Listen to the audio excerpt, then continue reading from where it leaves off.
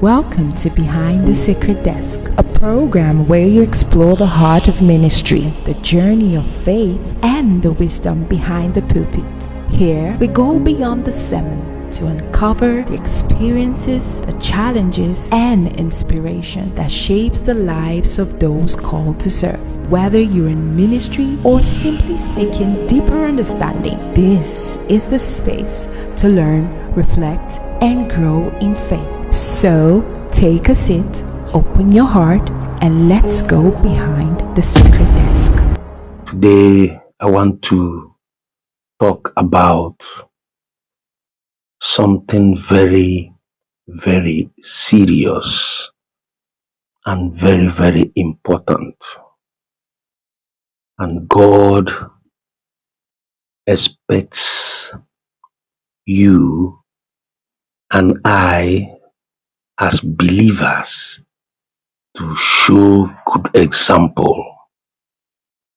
God expects us to be the manifest of what Christ is. That's why the Bible says, ye are the light of the world, the light of the world, the salt of the earth.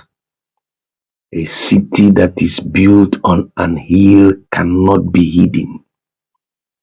We are supposed to manifest the life of Christ and live our life in such a way that it will be without reproach. And the world around, people who are unbelievers will not find anything to hold against us. Philippians chapter 4 verse 8.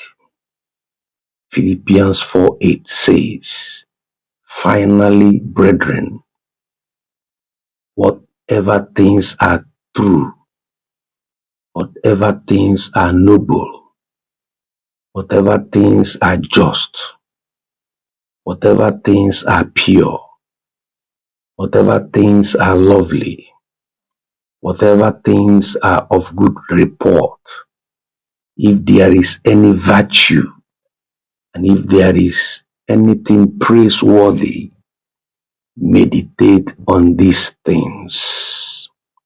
Philippians 4 verse 8. 2 Timothy chapter 1 verse 6 and 7. 2 Timothy chapter 1, 6 and 7 says, therefore, I remind you to stir up the gift of God which is in you through the laying on of hands. For God has not given us a spirit of fear, but of power and of love and of a sound mind. And of a sound mind. That's 2 Timothy chapter 1, 6 and 7.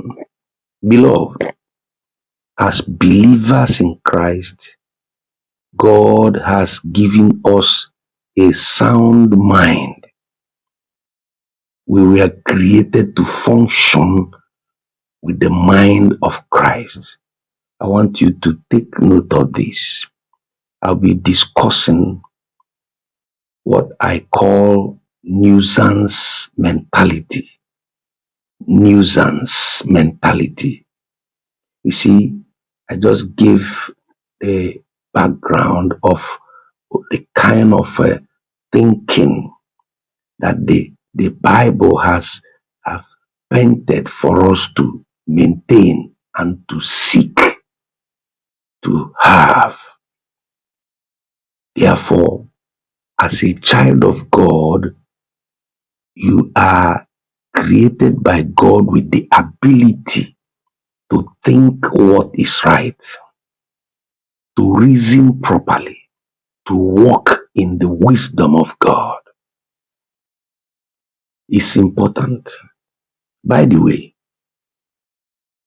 a nuisance is somebody or anything irritating. It is an illegal thing, something not allowed by law, because it causes harm or offense either to people in general public, nuisance, or to an individual person. Nuisance is an act of disturbing public peace. Mentality, on the other hand, is perceptual framework, a habitual way of thinking or interpreting events peculiar to a person or type of person with reference to the behavior that it produces. I want you to keep this in your spirit. In this part of the world, here in Nigeria, in Nigerian law, nuisance is generally defined as an act or omission that causes an unreasonable interference with a person's use or enjoyment of their property or public's exercise of a common right. Listen to that again. It's important. You get it.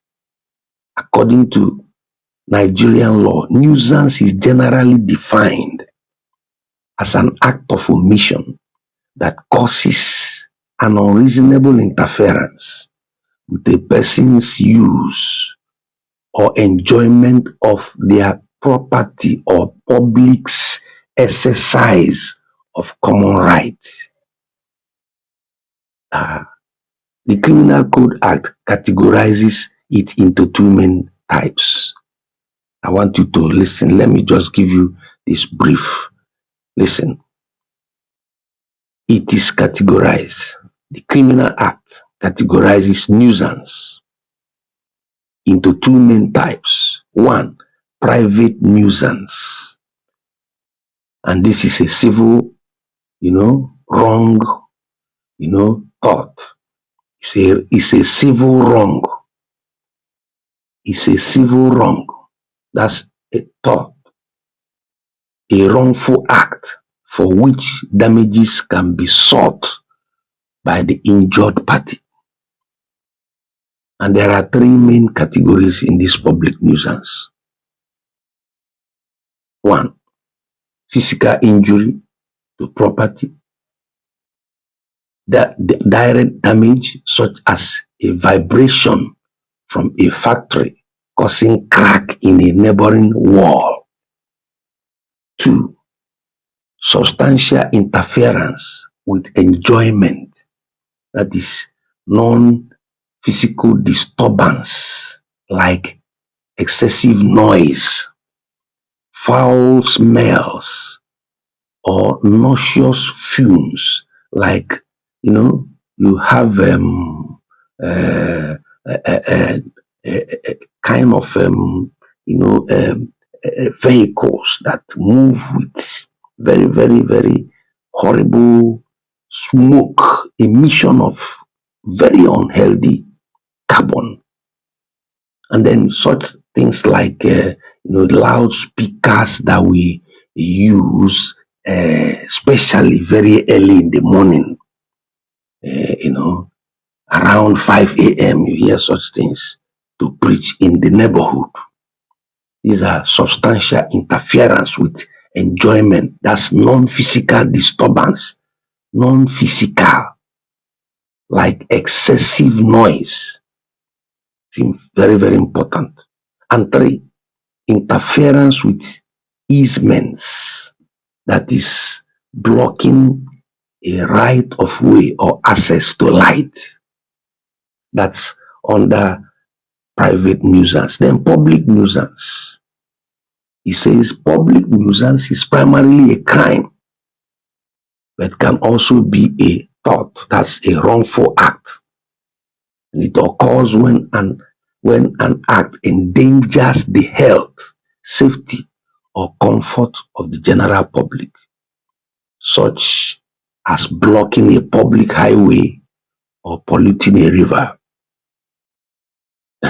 This last one, polluting of a river, sounds like what in the recent time in Anambra State, has kicked against. But there is another type of public nuisance that ranges more than pollution of a river, and that is noise pollution. Many Christians are involved in it. Noise pollution is a deliberate act to disturb, and that is what most of the time we do. Very wonderful time that you see people come out very early in the morning with very loud speakers. By 5 o'clock, it's not right in a world like this. I know some people who want to be too spiritual and overzealous will not understand. That's why I cited, what the law says. Because, there was a time that this issue came up just recently.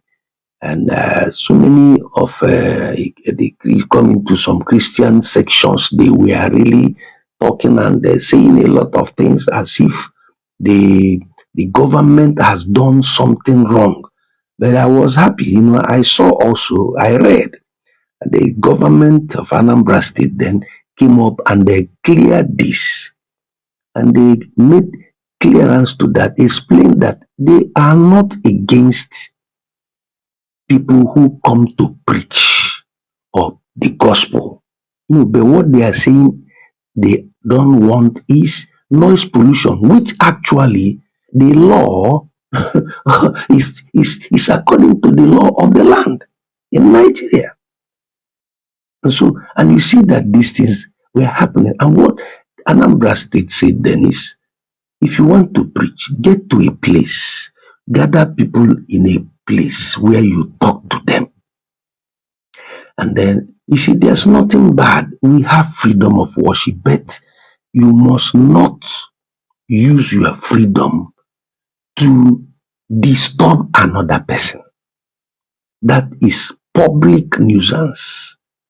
We have talked about these two categories, the private and public nuisance. It's important. That's why I started by telling us that we as Christians, we are supposed to be people with sound mind, reason properly. We don't do things just because of overzealousness. Now, I want you to be patient. Some people will get quickly angry that maybe this is antichrist. I don't want people to go and do morning cry. No. You see, it can be done much later than that time. You see, because when you constitute nuisance in some countries and some places, even in Nigeria here, I've seen a situation where a particular resident in a place picked up a weapon and entered into a church and obstructed the night vigil. You can imagine, in a very quiet night, people have gone to work and they needed to rest.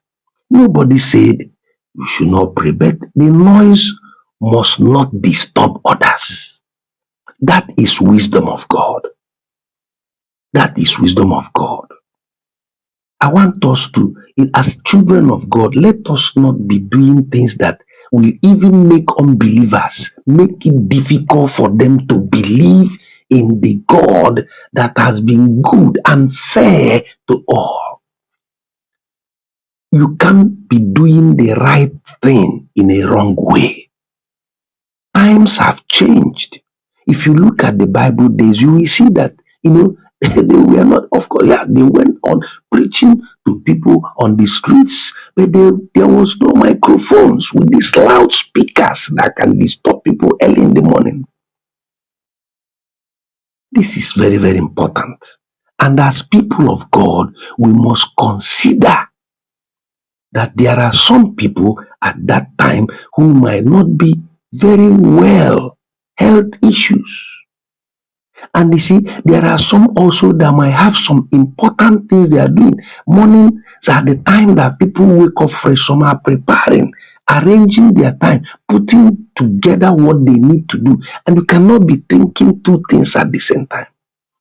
Some also is the time that they talk to their families, they address their children, they have their own family devotion.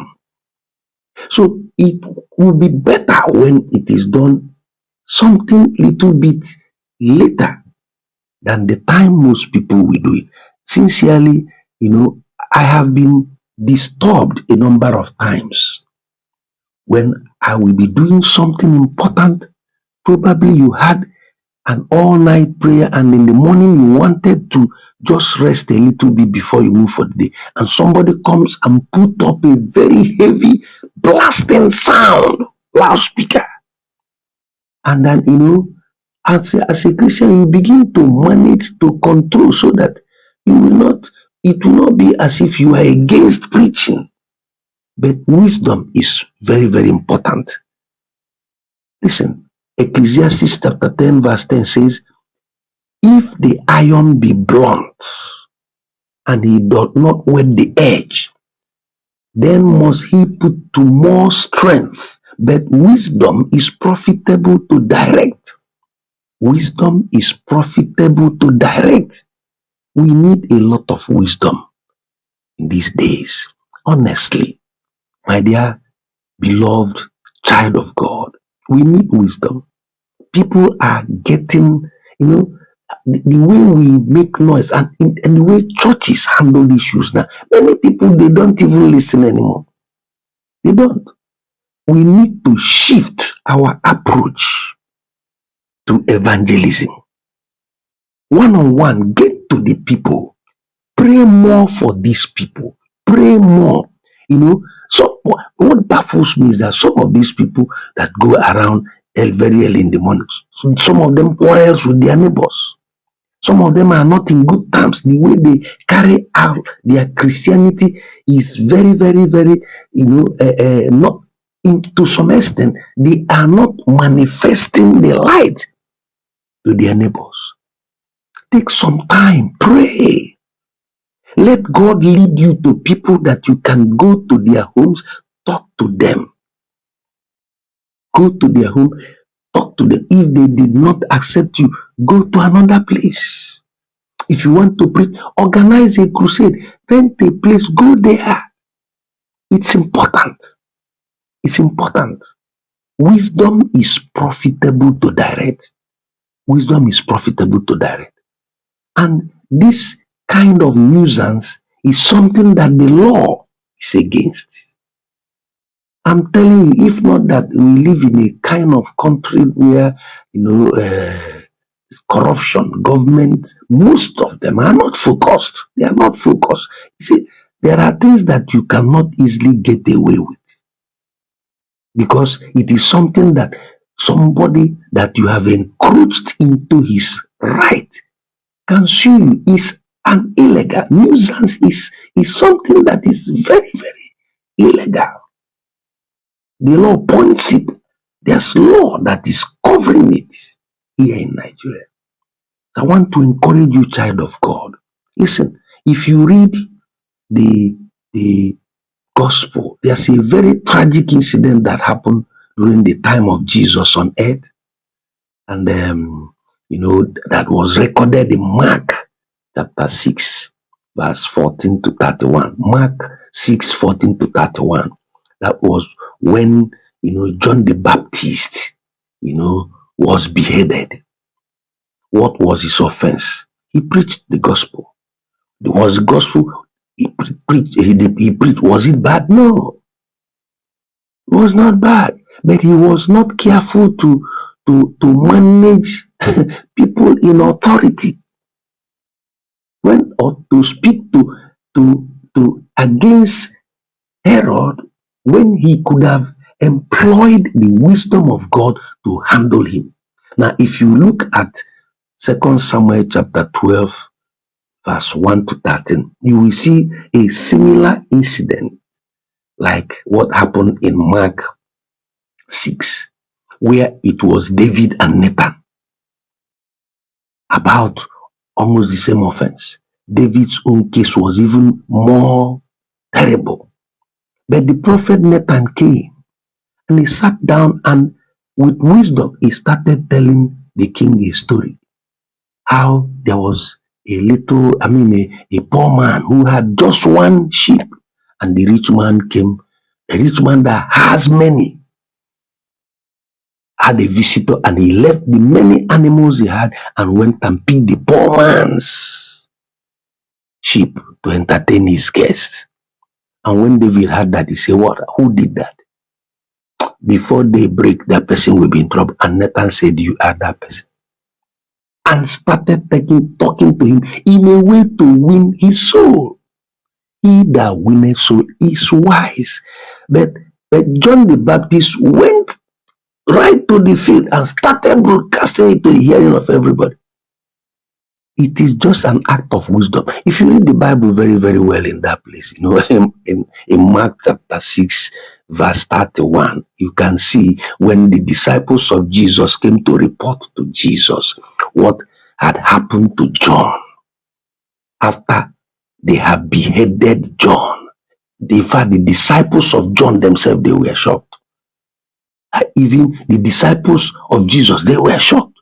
How could Jesus be around and that thing happen? You remember it was John that baptized Jesus. Oh, he could have performed a miracle and John will be delivered. But Jesus did not say anything. Even when John sent people to go and ask him whether he is still the one, Jesus told them to go back and tell him what you see. The blind hear, see, the deaf they hear, the lame they walk, and blessed is he who is not offended in me. What happened? They came back to tell Jesus that John is dead. And he said in Mark 6:31, he said to them, "Come aside by yourself to a desert place and rest a while, for there are many coming and going." And they did not even have time to eat. They moved. Continued the work they were doing. Continued the preaching of the gospel. Beloved, I will talk to you more on the implication of not walking in the wisdom of God in my next episode. I want us to walk in wisdom. See you in our next episode. Like, share and subscribe. Don't forget to leave your comments.